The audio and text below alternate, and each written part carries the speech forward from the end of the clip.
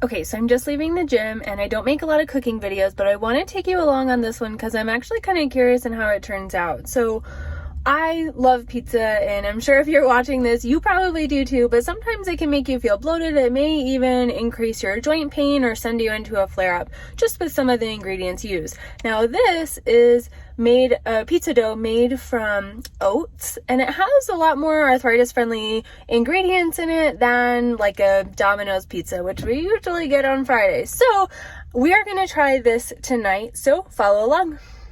And also, if we haven't met before, my name's Alyssa. I'm a doctor of physical therapy and I'm an osteoarthritis specialist. I almost exclusively see people with osteoarthritis, so I'm out here for you. I got your back. Let's do this pizza recipe and hopefully it tastes good. Okay, so here we are, the ingredients. Now, before we do anything, make sure you set your oven to 400 just so you can get that going. Now, for the crust, these are the things that we're gonna need. So you're gonna need oats. You're gonna need some cheese. So the recipe called for shredded cheese. I'm using sharp cheddar because that's what I have, but you can use mozzarella. Also, if you know dairy inflames your joints or sends you into a flare-up, you can opt for some dairy-free options here. Eggs, we're gonna need 2 of them, and then just some spices. So I am just using garlic salt and then this everything but the salt, kind of like everything bagel seasoning. I really like that. And then we're just gonna need some cooking spray just so it doesn't stick to the foil here. Now for the toppings, this you have a lot of freedom with, but I did try to choose some things that were arthritis friendly. So I found this goat cheese. I love goat cheese and it was on sale. Again, if you know that dairy flares up your joints, then you don't necessarily need to use cheese at all. But I'm just gonna sprinkle some on top because there is gonna be some cheese in the crust. I got some pizza sauce and I tried to get an organic one, and then I tried to definitely look at the ingredients and make sure we don't have a lot of soybean oils or canola oils, things like that. So looked like everything was organic, so that's good. And then also 3 grams of sugar, whatever. It's really hard to find a perfect pizza sauce that isn't like $10. So we're going with this one. And then I also got some canned chicken. And then I just got some mushrooms. Now, obviously you can add pepperonis. Processed meats typically tend to be somewhat inflammatory to some people, so just keep that in mind. But add peppers, add onions, whatever you want. So I like to have all these ingredients first, and now let's get started. Okay, so what we're gonna do first is make the crust. So we're gonna put 2 cups of oats into a food processor. Like I said, I am just going to be using my NutriBullet here. I know that's not really what it's used for, but I've used it before, so I'm hoping that it will work. Once you measure that out, then you can add the cheese. So it says 2 ounces of cheese. I'm not quite one for measuring, so we're just gonna do a couple handfuls, but that's totally up to you. So we're gonna put that in there into this little cup thing. Okay, and then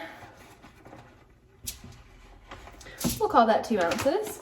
Then you're gonna put your 2 eggs in it. So we'll crack those here.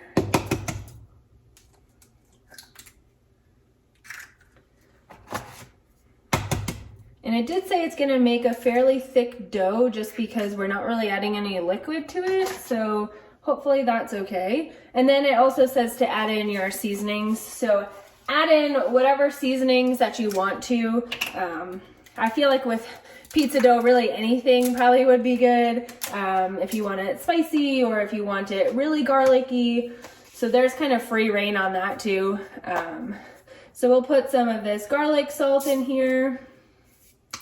Again, don't really measure anything out. Totally up to you if you want to. The recipe is down below if you want to follow, but we're going to put some of that in it. And then I'll just ground up a little bit of pepper into it as well. I may add some oil to mine depending on the thickness of it, because working with this NutriBullet doesn't quite mix things up very well. So then I'm just going to put the cover on and we're going to give this a whirl. Okay, she's really thick. So I actually just put this in a mixing bowl. I did ground it up quite a bit. And then I'm just gonna add a little bit, maybe a teaspoon or so of this avocado oil just to give it a little bit of moisture here. And then I'm just gonna mix this up just so we can get kind of that dough form. Okay, so now we have the dough, and it does say, because it's sticky, to use wet hands when you're trying to manipulate it. So I'm just gonna wet my hands quick, and then let's put this on, and I make sure to spray the foil that you're using first. Okay, so I'm gonna clump this dough here into a ball, and there's the oven, so the oven is ready. All right, we're just gonna mix this into a little ball here.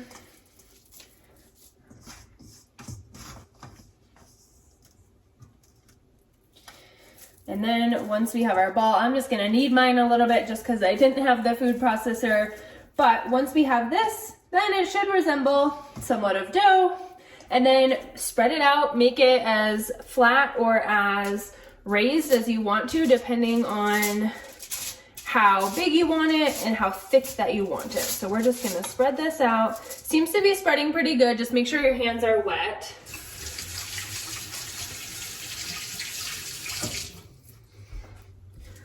Because it does not stick when your hands are wet.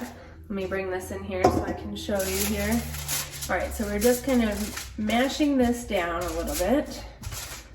Since it's just me, I am going to make mine fairly small.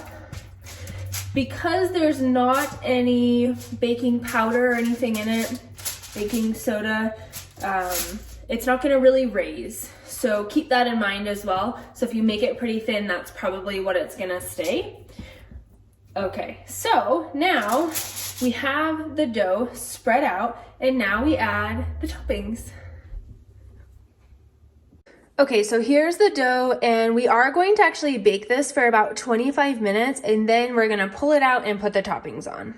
So put yours in the oven and set a timer for 25 minutes. Okay, so we have after the 25 minutes. Now, I do like the texture. It does seem to be not hard or sturdy, not necessarily. I've tried some other ones that just get really flimsy.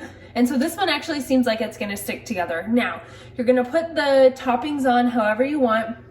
And then it actually says to raise the oven temperature to about 450. And then once that's baked to your liking, the cheese is melted, then it's good to eat. So let's put the toppings on. Okay, there she is in the oven with some mushrooms, some goat cheese, and some chicken. I have to imagine it's only gonna be in there for about 10 to 15 minutes maybe. I did increase the oven temperature to 450, so I'm gonna make sure that it doesn't burn. And I know some of you may ask about the calories, how many carbs, how many fat, etc. that is in this. And I'm not going to post that just because it totally depends on what you're using. The more cheese you use, the more fat that you're going to have. The quality of meat. So if you're using chicken versus pepperoni or something like that, you're going to have more protein with chicken. And depending on the quality of the ingredients that you're using, so the quality of the sauce, the quality of the cheese, and things like that. So it really does depend. If you really want to know, you can calculate out all of the ingredients and calories and go from there. But we're having pizza, so likely we don't need to be down to the very last calorie or down to the very last carb. But this is going to be healthier than going to Domino's or somewhere like that, just because we know the ingredients that are in it and we have control over the ingredients. Now, I just hope it tastes good. So put it in for as long as you want to, as far as, again, when the toppings are to your taste, and I'll get back to you when it's done. So I actually only ended up cooking mine at 450 for only a few minutes, and then I just broiled it because the ingredients that I have don't really change with heat, so goat cheese doesn't particularly melt. I just wanted it to get hot enough without the crust getting too hard. So now the taste test. Okay, so here's the taste test. First off, the crust does not fall when you take it, which is good. It's very strong. So that's plus number one. All right, now let's see how it tastes.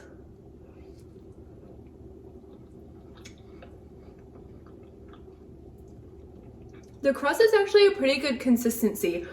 I'm sure you could kind of play around with the amount of ingredients, like the amount of oats and the amount of cheese and how long you cook it. It might be able to get a little bit crispier, especially if you make it a little thinner. I did make mine a little thicker, but I'll probably make it again just because I have all the ingredients, and we really like doing Pizza Fridays, but we don't always feel great after eating some of the other pizzas from the common pizza places. So I hope this was good for you too, and I hope it turned out.